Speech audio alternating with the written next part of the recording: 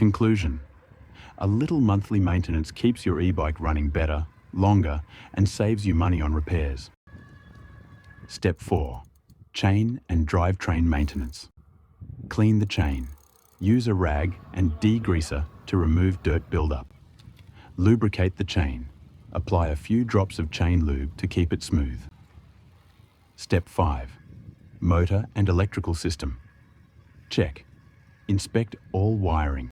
Look for loose or damaged cables, especially near the motor. Bonus tip: keep it clean. Wipe down your e-bike with a damp cloth to remove dust, mud, and grime. Conclusion: a little monthly maintenance keeps your e-bike running better, longer, and saves you money on repairs.